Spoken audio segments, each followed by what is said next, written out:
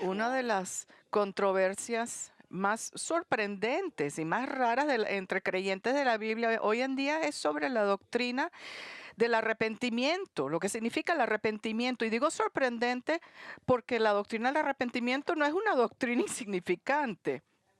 Y no es que nunca veamos la palabra arrepentimiento en las escrituras, más bien se ve frecuentemente. El hecho es que el arrepentimiento, uno de sus derivados, se encuentra muchísimas veces a través de toda la Biblia. Y, y en base a cómo se usa, siempre significa el voltearse, abandonar, dejar el pecado. Y aún así hay aquellos que enseñan que el arrepentimiento no tiene nada que ver con el voltearse de pecado, pero más bien es un cambio de pensar, un nuevo punto de vista cuando se viene a Dios, a Cristo y al pecado de uno mismo. Dicen que el arrepentimiento es pensar diferente sobre cosas espirituales, pero no involucra en sí un dejar el pecado, un abandonar el pecado y voltearse a Cristo para la salvación. Pero aún así, al principio del ministerio de Cristo, el ministerio público de Cristo, su mensaje de salvación para los pecadores arrepentidos porque el reino de los cielos se ha acercado. Su mensaje era de arrepentimiento y después en su ministerio lo hizo muy claro que el arrepentimiento era necesario para la salvación. Es un ingrediente clave de la fe que salva. Es clave para la salvación el arrepentimiento. No es aparte, sino es con. El Señor nos dijo en Lucas 13:3, si no os arrepentís, todos pereceréis igualmente. Todos pereceréis igualmente. Hace muchos años el doctor Harry Ironside, el pastor de la iglesia Moody, él reconoció que algunos pastores o estaban distorsionando, estaban completamente removiendo la doctrina del arrepentimiento del mensaje del evangelio. Él dijo estas palabras: en los círculos de doctrina ortodoxa y generalmente sólida, la nota faltante es la doctrina del arrepentimiento. Las palabras solemnes de nuestro Señor, precisamente si no os arrepentís, todos pereceréis igualmente, son igual de importantes hoy en día cuando se dijeron por primera vez. O sea, como dije hace unos momentos, si uno fuera a ver la palabra arrepentimiento, sus derivados, como el arrepentimiento, el arrepentirse en la Biblia, una concordancia bíblica, uno encontraría un sinfín de referencias tanto en el Viejo como en el Nuevo Testamento. De hecho, esta palabra se encuentra tantas veces en la Biblia precisamente por su significado, porque es un ingrediente, un elemento clave en la fe que salva. Sin arrepentimiento no hay ninguna fe verdadera. Y en otras palabras, no habría salvación. Entonces, contrario a lo que piensen alguna gente, el arrepentimiento no solamente el sentirse mal o sentir dolor por el pecado, es el sentirse tan mal o tan adolorido por su pecado que uno deja de pecar, uno se voltea del pecado, se convierte del pecado, y en hacer esto uno se está volteando hacia Jesucristo y confiando en Él como Salvador del pecado. El ejemplo primordial, un ejemplo importante de un hombre que se sentía mal sobre su pecado, pero nunca se arrepintió, era Judas, precisamente. La Biblia nos dice que Judas fue remordimiento por haber traicionado a Jesús, pero nunca se arrepintió de su pecado. Él nunca se volteó de su maldad. Él se sentía mal porque había traicionado a Jesús. Pero no había ningún corazón convertido en este hombre, no había ningún deseo de voltearse de su maldad, su rebelión y su odio a Dios. Y consecuentemente ese murió y fue para el infierno. Un hombre con remordimiento, pero no arrepentido. Y aunque ninguno de nosotros va a poder hacer lo que hizo Judas, porque él fue el único Mesías, es posible uno sentir dolor por el pecado, las consecuencias que vienen del pecado. Las consecuencias es lo que duelen. Pero aún así uno no puede no estar arrepentido, que es lo que le pasó a Judas. Y por eso es tan importante que entendamos lo que significa el arrepentirse y que Señor Dios requiere que nos arrepintamos, porque es posible que uno sepa la verdad de Cristo y aún así no estar salvo, porque uno nunca se ha arrepentido en su corazón.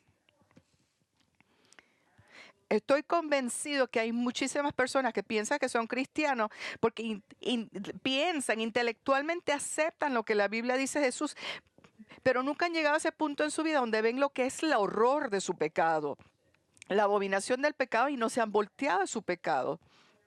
Y sus vidas nos revelan que nunca se han arrepentido porque su comportamiento sigue igual de mal, de malvado.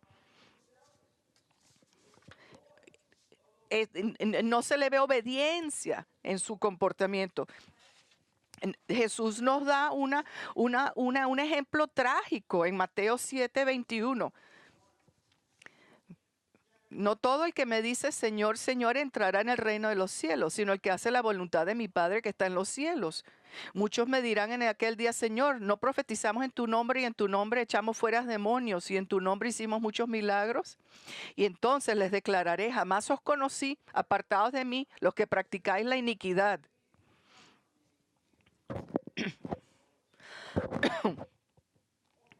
Entonces lo que estamos leyendo es que esta gente creían en Jesús, hasta trabajaban en ministerio.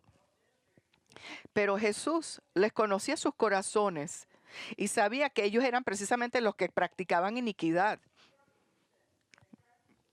Y no es que luchaban con el pecado, es que practicaban el pecado. Eran trabajadores de iniquidad, desobedientes a la palabra de Dios. Y sus vidas demostraban este tipo de comportamiento. No tenían ninguna santidad, ninguna rectitud. Eso era lo que caracterizaba su vida. Era la regla y no la excepción. O sea, no había ninguna evidencia que había un arrepentimiento del pecado y ninguna confianza en Jesús para su salvación. Entonces yo espero que vean lo que es tan importante es el tema de arrepentimiento, que esto es imprescindible a salvación. No hay salvación aparte del arrepentimiento. Y por eso es precisamente en estos últimos años, recientemente, Satanás ha puesto un ataque incrementado a lo que es la doctrina del arrepentimiento. Entonces podemos ver profesores de Biblia que aparte de este tema serían profesores sólidos, buenos de Biblia, pero están declarando que el arrepentimiento no es esencial para uno tener una fe que salva, que es solamente un ejercicio intelectual, un cambio mental, académico de pensar. En otras palabras, antes no creía en la Biblia, lo que decía Jesús, ahora sí lo cree. Entonces es cambiar el pensar, pero no hace falta ningún cambio de comportamiento.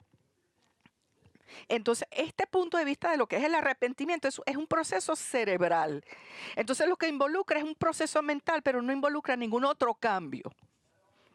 Entonces, no solamente que este punto de vista del arrepentimiento es contrario a lo que dice la Escritura y lo que es la fe cristiana histórica, pero es lo opuesto a lo que enseñó Juan Bautista. El mensaje primordial de Juan Bautista era arrepentimiento, precisamente arrepentíos. Cuando Juan predicó su mensaje de arrepentimiento al pueblo judío, les hizo muy claro que la prueba, la evidencia del arrepentimiento era un comportamiento cambiado. En Mateo 3 leemos sobre Juan Bautista y las palabras que él dijo. Aquellos que querían bautizarse, pero tenían que arrepentirse.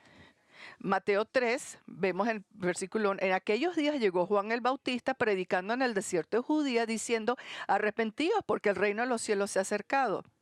O sea, el versículo 5 continúa, acudí entonces a él Jerusalén, toda Judea y toda la región alrededor del Jordán, y confesando sus pecados, eran bautizados por él en el río Jordán. Ahora, esto es muy importante.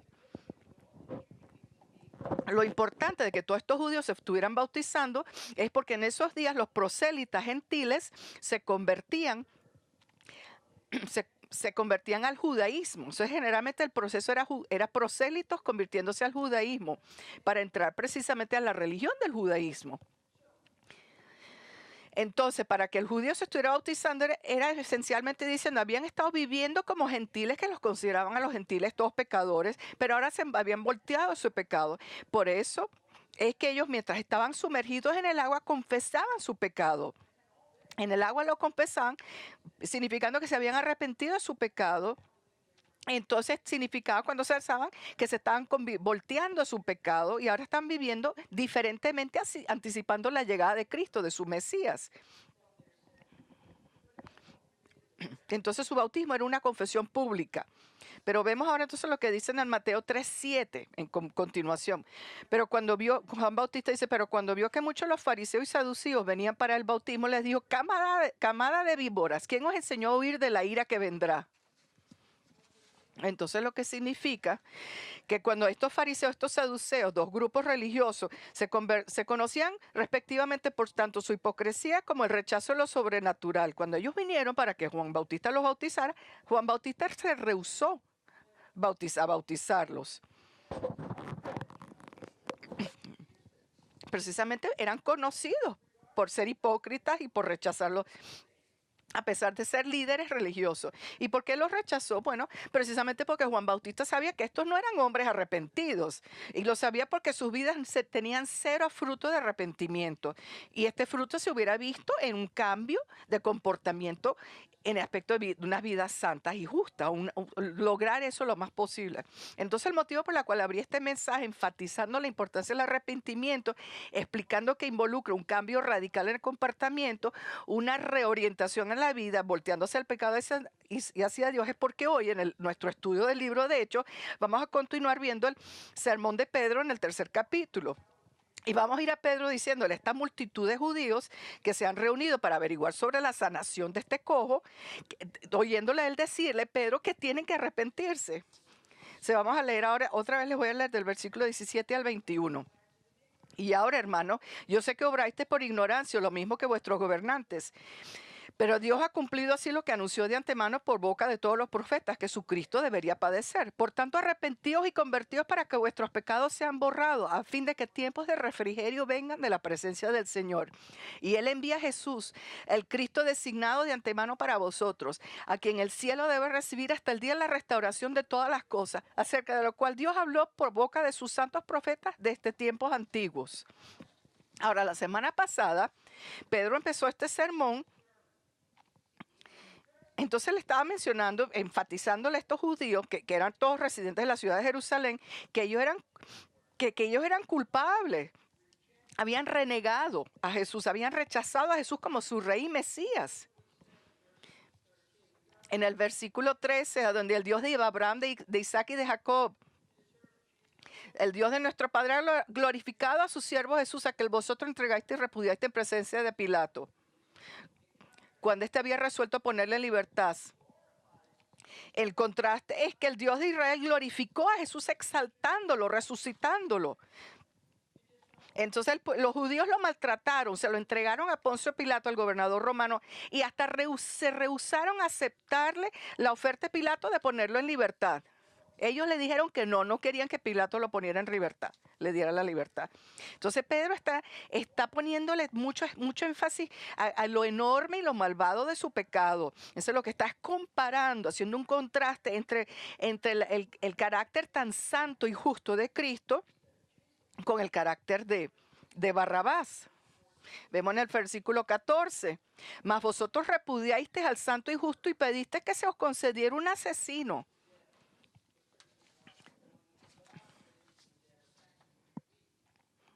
Y disteis muerte al autor de la vida, que Dios resucitó de entre los muertos, de la cual nosotros somos testigos. Cristo era santo, inocente de pecado. Barrabás era un asesino. Entonces,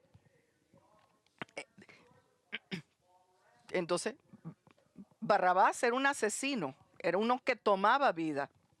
Entonces, mientras ellos pusieron a la muerte el que les dio vida a ellos, Pedro dice que Dios resucitó a Jesús de la muerte.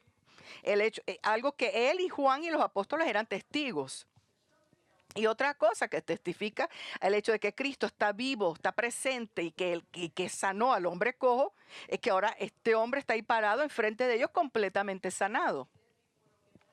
El hombre muerto no tiene la capacidad de sanar a nadie. Entonces Pedro, habiéndole dicho a esta multitud sobre su culpabilidad en rechazar y matar a Jesús, ahora Pedro les va a dar una breve explicación. Primero, por qué el hombre camina, pero va a usar esto como oportunidad para decirle que a la vista de que son culpables de la muerte de Jesús, ahora tienen que responderle a Jesús. Ellos son culpables, pero ahora lo que tienen que hacer es responderle a Jesús, al Mesías que está presente, está vivo, activo. Así que entonces, habiéndoles dicho de su culpabilidad por rechazar y matar a Jesús, el primer punto del sermón, ahora el segundo punto del sermón, Ahora les está diciendo que tienen que arrepentirse. El primer punto es que eran culpables de rechazar a Cristo, ahora tienen que arrepentirse. Entonces vemos en el versículo 16. Y por la fe en su nombre, es el nombre de Jesús, lo que ha fortalecido a este hombre a quien veis y conocéis. Y la fe que viene por medio le ha dado esta perfecta sanidad en presencia de todos vosotros. Entonces, el único motivo por el cual esta gente se habían reunido en estas áreas del templo era para dar una explicación cómo un cojo ahora estaba caminando. Entonces ellos todos sabían que el hombre era cojo, lo veían, el hombre estaba siempre en el mismo lugar pidiendo limosna. Estaban asombrados cómo fue que este hombre fue sanado. Esa era la curiosidad por saber. Pedro les está diciendo precisamente lo que quieren saber. Y él está diciendo, este hombre que ahora está en perfecta salud, tiene un cuerpo completamente sano y fuerte, tuvo esta experiencia de sanación, de este milagro de sanación en base a su fe en el nombre de Jesús. En base al nombre de Jesús, cuando decimos el nombre de Jesús, en base a quién es Jesús, el glorificado, el resucitado, el santo, el justo, el Mesías. Ahora, entonces, si vamos a mirar un poquito hacia lo que es la sanación actual del hombre, a primera vista no parecería que el hombre tenía fe en Jesús, pero sí lo tenía. Y sí lo sabemos, porque Pedro dice que él tenía fe en el Señor. Fíjense lo que Lucas nos dice.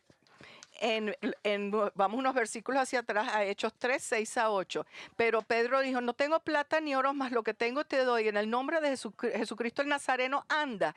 Y haciéndolo de la mano derecha lo levantó. Al instante sus pies y tobillos cobraron fuerza y de un salto se puso en pie y andaba. Entró al templo con ellos caminando, saltando y alabando a Dios.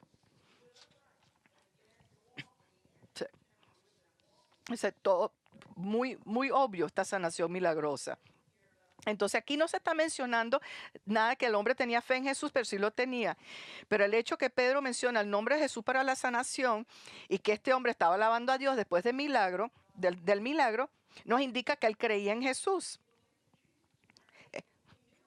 Él sabía de Jesús, aparentemente, y él reconoció a Jesús como la fuente de su sanación. Ahora aquí tenemos que sí tener cuidado que no lleguemos a conclusiones erróneas sobre la sanación de este hombre y sobre la fe del hombre y su sanación. La observación que la fe en Cristo que tenía ese hombre era la base de su sanación, no nos dice que Jesús sana a todo el mundo que tiene fe en él. La Escritura nunca nos enseña que Jesús sana a todo el que tiene fe en él. Ni tampoco significa que un creyente tiene poca fe, que si no es sanado es porque el creyente tiene poca fe, que en otras palabras, la falta de sanación es por la poca fe del creyente. Entonces no es como que el creyente está limitando a Dios de sanarlo porque no tiene suficiente fe. Eso es una enseñanza no bíblica, errónea, además es cruel. Es cruel pensar que uno no tiene suficiente fe, entonces Dios no lo va a sanar. Y no es bíblico esa enseñanza. Dios es el que soberanamente va a determinar si alguien es sanado o no. Y cuando Él escoge sanar a alguien, aquí como escogió sanar al cojo, Él le da a ese individuo la fe para confiar en Él, para su sanación. Y fíjense otra vez en el versículo 16 cómo Pedro describe la fe de este hombre en la mitad del versículo 16. Y la fe que viene por medio de Él le ha dado esta perfecta sanidad en presencia de todos vosotros. En decirle que la fe de este hombre vino por medio de él siendo Jesucristo, Pedro está declarando que Jesús le dio al hombre la fe para creer en él. La fe de este hombre vino de Cristo, a través de Cristo. No solamente Cristo fue el objeto de la fe, pero era la fuente de la fe, el que le dio la fe. Esto es importante entenderlo. De acuerdo al Nuevo Testamento, la fe verdadera siempre es un regalo de Dios. Nosotros no tenemos la capacidad para armarnos de suficiente fe dentro de nosotros. Dios nos la da. Es un regalo que Él nos da. El apóstol Pablo dice en Filipenses 1:29, porque a vosotros se os ha concedido por amor de Cristo no solo creer en Él, sino también sufrir por Él. el sufrimiento también es un regalo de Dios. El creer es un regalo de Dios. Dios nos da la fe. Y entonces, a través de su gracia, nosotros aplicamos esa fe, respondiendo correctamente, apropiadamente, respondiéndole a Él con fe. Y eso es precisamente lo que le pasó a este hombre, a este hombre compo. O sea, aparentemente él ya sabía de Jesús, así que cuando Pedro y Juan le hablaron a él en el nombre de Jesús, Dios le dio a este hombre el regalo de la fe en Cristo y él respondió a las palabras de Pedro de anda, como le dijo Pedro, poniendo su fe en Cristo y fue sanado. Y fíjense, esta observación sobre la fe de este hombre no es solo la respuesta que Pedro le da a esta multitud sobre cómo fue sanado, pero también es el momento, es la oportunidad que toma Pedro para hacer una transición en el sermón. Entonces diciéndola, igual que este hombre respondió con fe en Cristo, ellos tienen que poner, esta multitud también tienen que poner su fe en Cristo. Este es el momento donde Pedro transiciona ahora decirles esto. Entonces fíjense cómo Pedro lo hace. Lo primero que hace es regresar a decir lo que le acaban de hacer como un pueblo a Jesús. Entregárselo a Pilato, a renegarlo, a rechazarlo, a matarlo. Y ahora en el 17 dice, y ahora hermanos, yo sé que obraste por ignorancia lo mismo que vuestros gobernantes. Entonces, habiéndoles dicho anteriormente con palabras fuertes, palabras de convicción sobre su culpabilidad ante Dios, Pedro ahora suaviza sus palabras y les da esperanza. Entonces, suavizando la cosa, les dice, él sabe que ellos y sus gobernantes actuaron en ignorancia. Entonces es importante que no malentendamos lo que está diciendo Pedro. No vamos a pensar que en decirle a estos judíos de Jerusalén que porque eran ignorantes y no sabían que Jesús era el Mesías, y no sabían que era el Mesías, es importante que entendamos, él no está diciendo que no son culpables ante Dios por la muerte de Jesús. Él no les está diciendo que su ignorancia es una excusa y entonces les quita la culpabilidad. Eso no es lo que Pedro está diciendo. Lo que le está diciendo que mientras pecaron en contra de Dios en matar a su Mesías, sin darse cuenta quién era Jesús, no fue intencionalmente que mataron al Mesías. Entonces, más bien, ellos se dejaron llevar por mal camino por los líderes y esta mentalidad que había de esta muchedumbre que estaba prevaleciendo, que se juntaron todos como un grupo clamando, crucifíquenlo, crucifíquenlo. No fue intencional, sino se dejaron llevar por mal camino. Pero fíjense, todavía eran culpables. Pedro está diciendo, la gente, hablando de la gente común y corriente de Jerusalén, eran ignorantes de quién era Cristo. Y en esto llamando para su muerto, pero también está incluyendo los líderes, los gobernantes. Entonces está hablándole a la gente común y corriente, sabiendo que ellos actuaron en ignorancia, pero él dice lo mismo que vuestros gobernantes, así que está incluyéndolo. Pero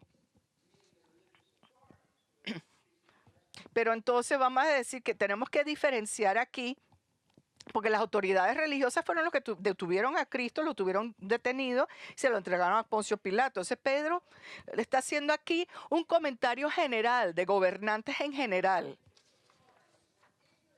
Dice que hasta habían gobernantes que eran ignorantes de quién era Jesús. Entonces aquí este es un comentario general. Y esta ignorancia del liderazgo judío también lo vemos en Lucas, de la ignorancia en general. En Lucas 23:34, y Jesús decía, Padre, perdónalos porque no saben lo que hacen. Y echaron suerte, repartiéndose entre sí sus vestidos. Entonces aquí vemos en Hechos 13, no lo hemos estudiado todavía, en Hechos 13:27, el apóstol Pablo dijo, está predicándole bien, pues los que habitan en Jerusalén y sus gobernantes, sin reconocerle a él ni las palabras de los profetas que se leen todos los días de reposo, cumplieron estas escrituras condenándole. Ahí Pablo también está reconociendo que los gobernantes tampoco lo reconocieron. Pero hablando también generalmente, Acuérdense que Pablo era un miembro del Sanedrín, ese concejal de líderes del pueblo judío en esos tiempos. Y eso, Pablo mismo está hablando de él, que él actuó referente a Jesús, que él actuó en ignorancia cuando se venía a Jesús, porque él era de los líderes que metieron preso y mataron a Jesús. Pero él nos dice, Pablo, doy gracias a Cristo Jesús nuestro Señor que me ha fortalecido porque me tuvo por fiel, poniéndome en el ministerio, aún habiendo sido yo antes blasfemo, perseguidor y agresor. Sin embargo, se me mostró misericordia porque lo hice por ignorancia y mi incrudelidad. Ahí mismo Saúl, que era del liderazgo de los Sanedrín, está diciendo que él era ignorante. Así que hablamos de que habían comentarios generales.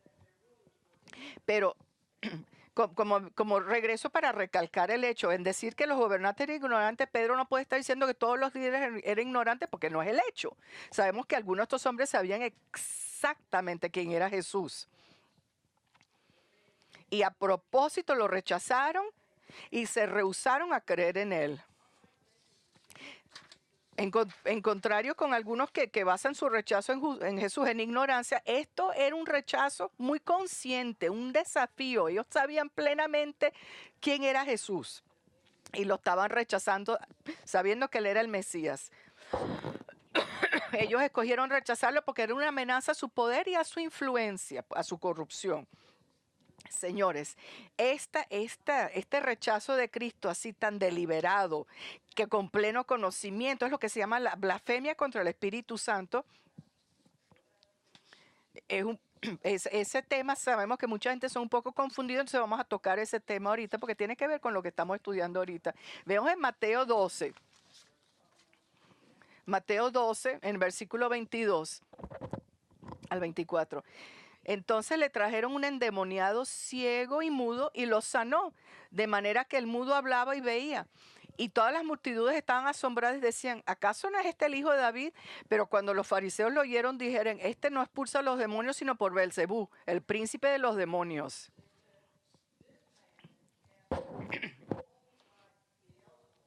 Qué horror. O sea, acusándolo de estar asociado con Satanás. Estos fariseos vieron los milagros de Cristo. Estos milagros revelaban la deidad de Cristo, que era hijo de Dios, que era el Mesías.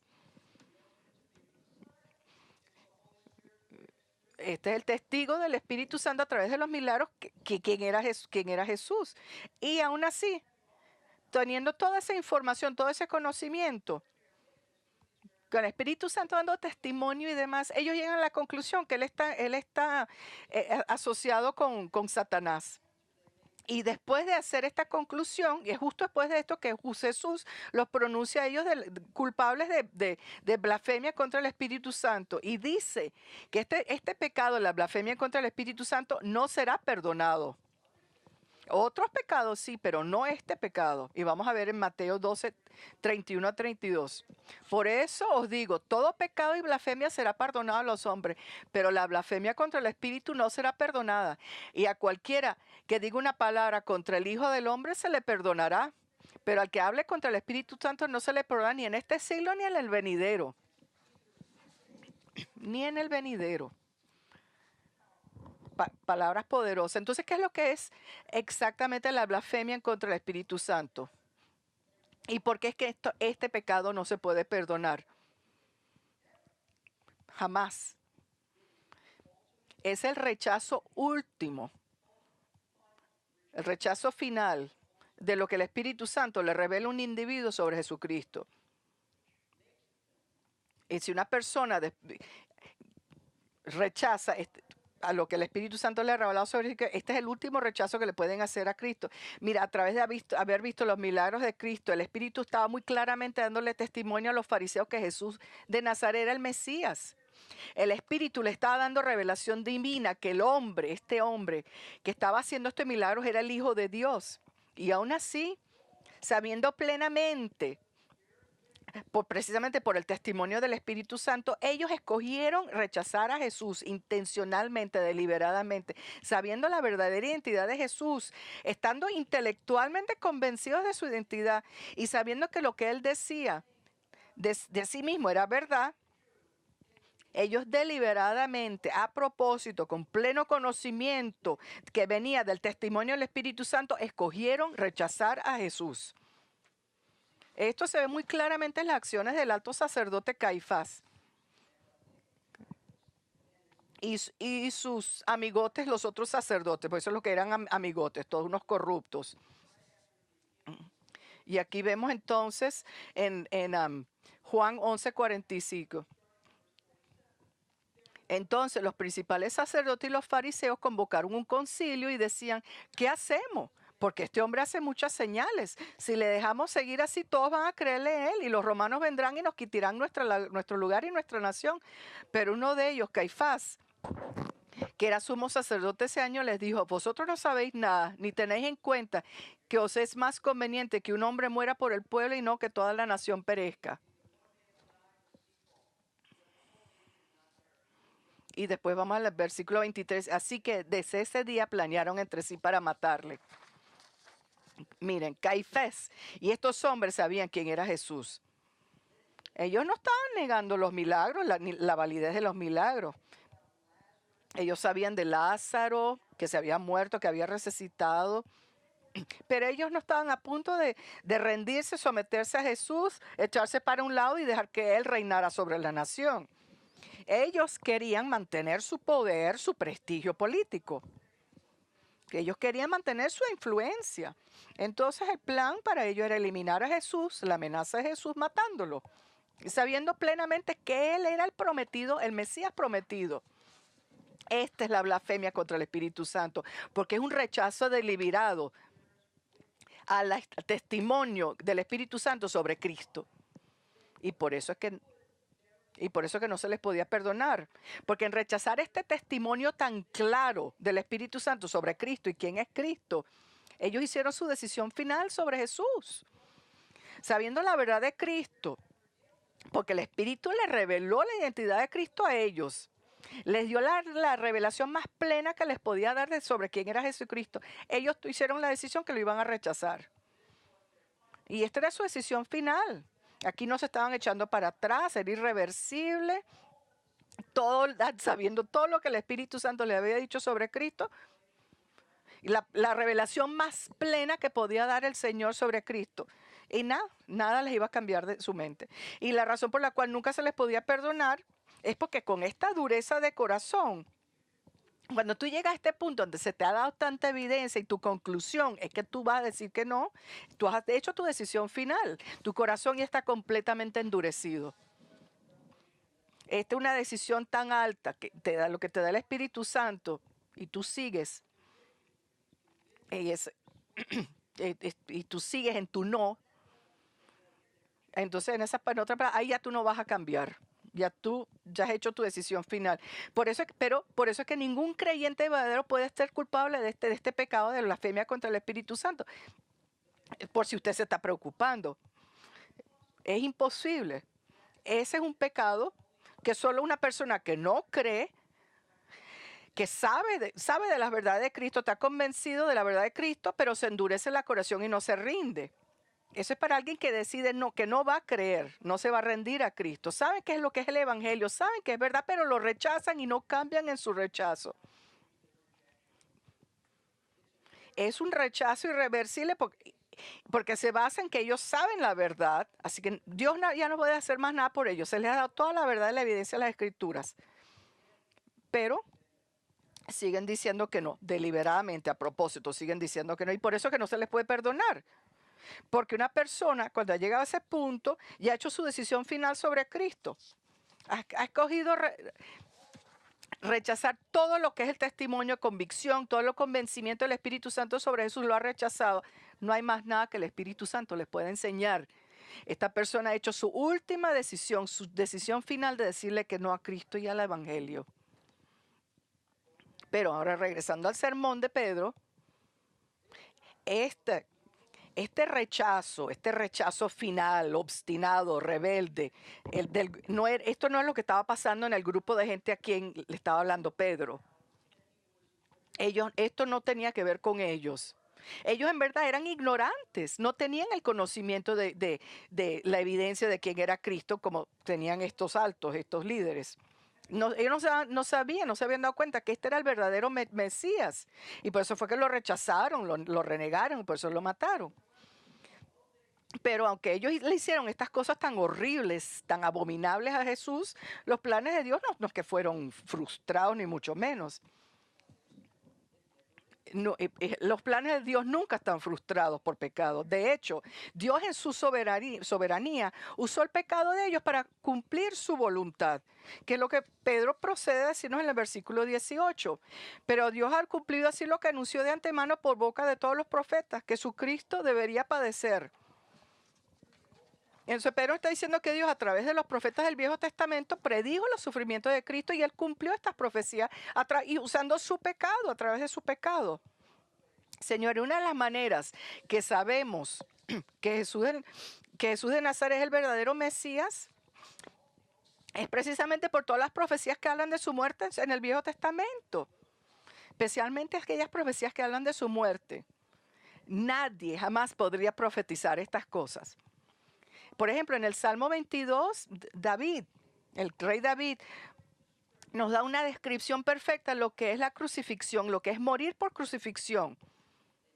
Y aún así, la crucifixión como método para ejecutar al criminal no empezó por años después de la época de David, ni existía en esa época. Igual en Isaías 53 habla de la muerte de Cristo viniendo a través del rechazo de su propia gente. Era su propia gente que lo rechazaron. Eso se predijo. No le estimaron. Pensaron que él murió por ser pecador. Pensaban que era un fraude, un Mesías fraudulento. Todo eso se predijo en Isaías 53. En Zacarías 12:10 decía que el pueblo judío iban a ver a Cristo algún día, van a mirar sobre Cristo, darse cuenta que habían rechazado y matado su propio Mesías y van a lamentarse y van a llorar por lo que le hicieron. Y Daniel 9 nos habla hasta con tiempo preciso al día que iba a morir Cristo. El tiempo preciso cuando él iba a ser matado por su propia gente. Así que el rechazo, el asesinato, todo esto que le pasó a Jesús no le sorprendió para nada al Señor. Él usó esta ignorancia para cumplir sus profecías, pero aunque Dios lo utilizó para cumplir su plan para Jesús y ellos eran ignorantes de quién era y había hecho de que sus propios profetas habían hablado de Cristo y sus sufrimientos, eran culpables ante Dios. Y más bien tenían hasta un poco más de culpabilidad porque ellos deberían haber reconocido a Jesús de las Escrituras, precisamente por las profecías. Y precisamente porque han sido culpables de una acción tan horrífica, horrorosa, de matar a sus Mesías, Pedro ahora está llegando al punto final a donde él ha estado viendo todo durante todo este sermón. Nos dice en 3:19, arrepentidos y convertidos para que vuestros pecados sean borrados. Este es el punto donde está llegando Pedro. Entonces aquí Pedro le está respondiendo a la pregunta que todos tenían en mente, ya que les estaba diciendo que eran responsables por la muerte del Mesías. Están preguntándose todos, ¿qué podemos hacer? ¿Cómo podemos conseguir perdón por esta maldad? Eso es lo que le está pasando por la mente ahora a esta multitud. Entonces, por eso que lo único que Pedro les puede decir es arrepentidos y convertidos. Entonces, en vista de la controversia que mencioné anterior, más temprano en el mensaje, sobre lo que está pasando con la doctrina del arrepentimiento, si en verdad es un cambio de mente sobre verdades espirituales o es un cambio de comportamiento que involucra abandonar el pecado, convertirse y voltearse al pecado, es interesante que Pedro dice arrepentidos y convertidos. Convertir en aspecto de voltearse. En otras palabras, el arrepentimiento involucra una conversión, una volteada. Involucra voltearse del pecado y voltearse hacia Dios. O sea, se está usando la palabra convertir y voltear como sinónimos. La palabra esta se usa muchas veces en el Nuevo Testamento para hablando de pecadores volteándose hacia Dios para la salvación. En otras palabras, volteándose de su pecado y volteándose de su previa vida de pecado. Pedro no le está diciendo a este grupo de judíos que solamente tienen que pensar diferentemente de Jesús. No está diciéndole que solo tienen que cambiar su manera de pensar. No es algo tan liviano así. No, él está llamando un cambio radical. Él está diciendo que tienen que convertirse, abandonar su pecado, voltearse. Y no solamente voltearse a Dios, pero voltearse a Jesús como su Señor. Tienen que tener la misma respuesta a Jesús como tenía este hombre cojo. Entonces aquí es donde viene la transición de Pedro. Hasta ahora evangelizándolos. Tienen que tener fe en Cristo. Y esta fe involucra voltearse, la conversión, voltearse de su manera vieja de vivir y voltearse así a Jesús, recibiéndolo como por quien es Él, Mesías, Salvador y Señor. Yo tengo una carga muy fuerte en mi corazón por las personas que piensan que son cristianos y puede que no lo sean porque nunca se han arrepentido de su pecado. Puede que hayan dicho la oración del pecador, pero nunca, en verdad, puede que hayan caminado en la iglesia, pero nunca en verdad han enfrentado la profundidad de su pecado y la necesidad que tienen que voltearse de vidas absortas y centradas en sí mismos, voltearse de esa vida de antes. Entonces usted piensa que Pedro le está diciendo al estudio que no está acusando, sino que efectivamente cometieron el crimen más horrible de toda la historia humana, que lo único que tienen que hacer es cambiar su modo de pensar. No. El arrepentimiento verdadero tiene que ver con enfrentarse, involucra enfrentarse con quienes somos nosotros ante Dios. Somos criaturas que hemos desafiado a través de nuestra rebeldía a nuestro Creador. Criaturas que lo hemos ofendido con nuestras actitudes, con nuestros comportamientos de pecado. Y sabiendo esto de nosotros mismos, odiamos nuestro pecado y no queremos tener nada que ver ya con nuestro pecado. El doctor Martin Luther nos dio una definición de arrepentimiento en esta palabra.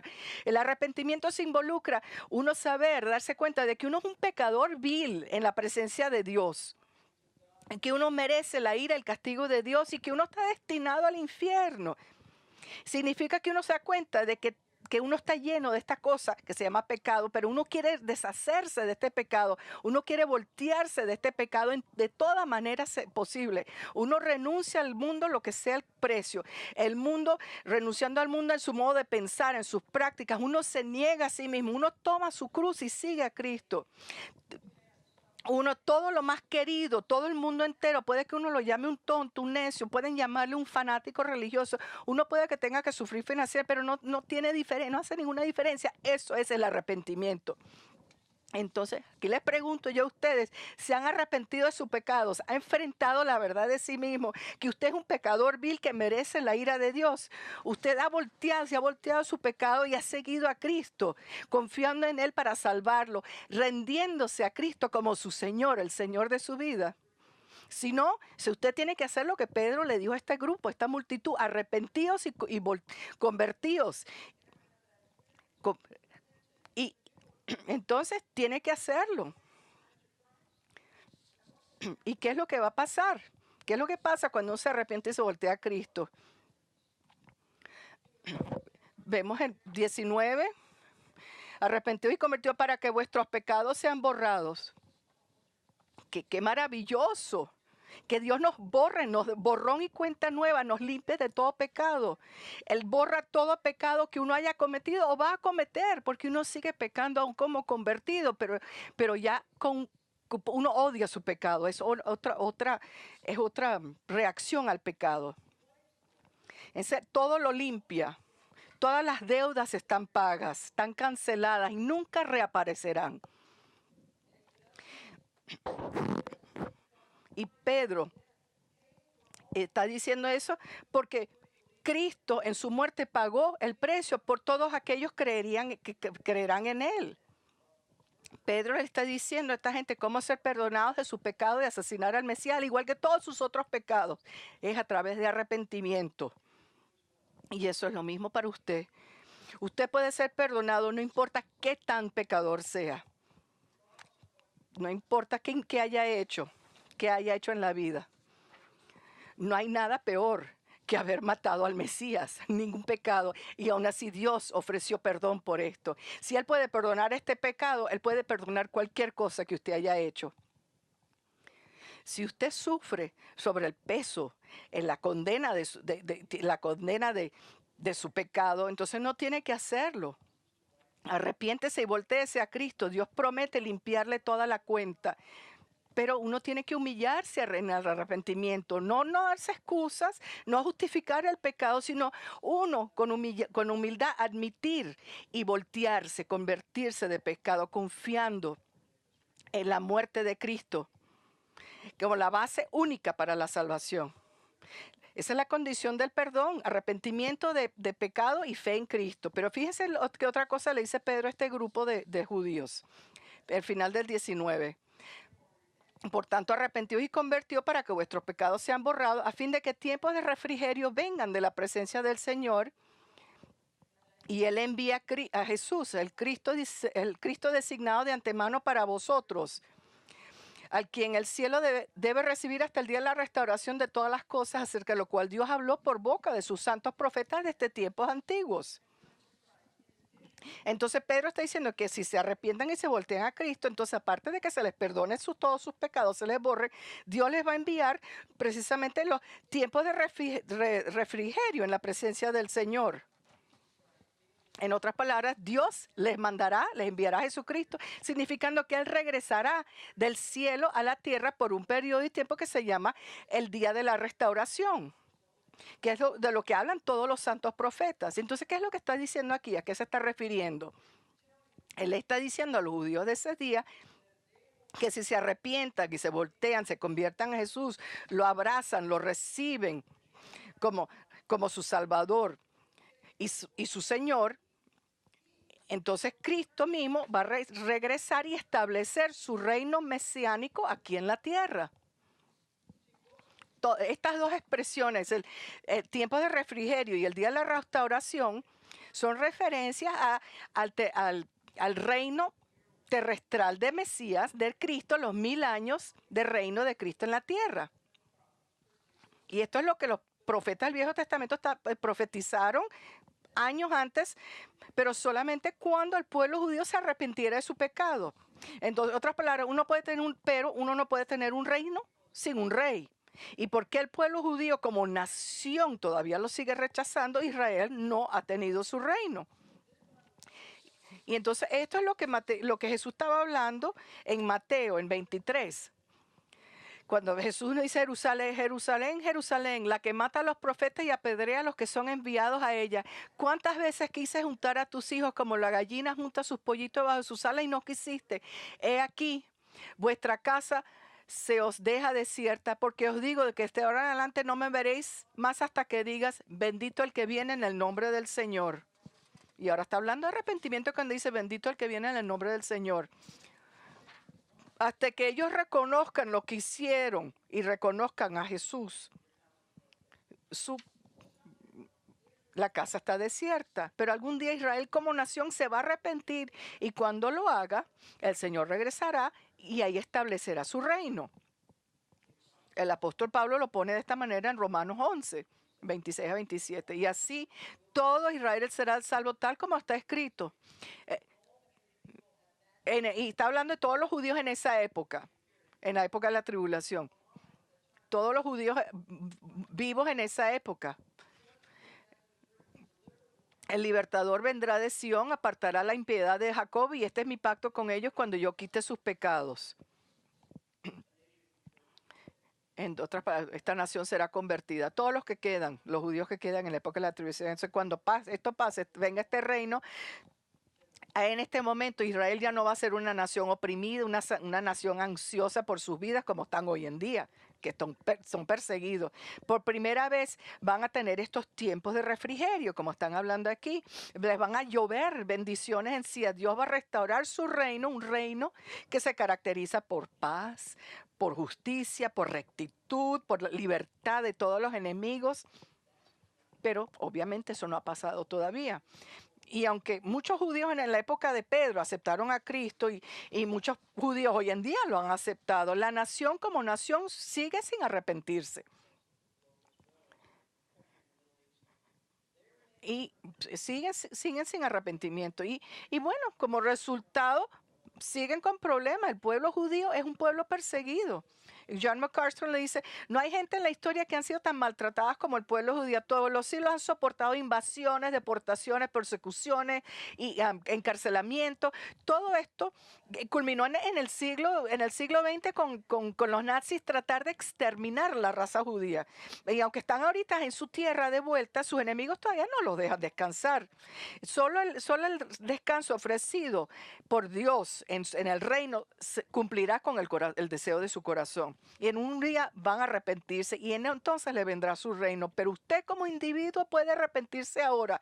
Y no solamente se le borrarán todos los pecados, pero Dios dará una renovación en su corazón. De hecho, le dará un corazón nuevo, convertirá su conversión. Así que usted va a tener nuestros deseos, nuevos deseos, nuestras metas, nuevos comportamientos rectos y justos. Deseo de darle honra al Señor en su vida. Así que examínese su corazón. Asegúrese que usted no se ha engañado a sí mismo pensando que es un cristiano cuando no lo es. Asegúrese de que en verdad su arrepentimiento sea genuino. Y si ese es el caso, que no se ha arrepentido, arrepiéntase ahora, voltéese de todo lo que usted sepa que sea pecado en su vida y voltéese hacia Cristo para salvarlo y sométase a Él como su Señor.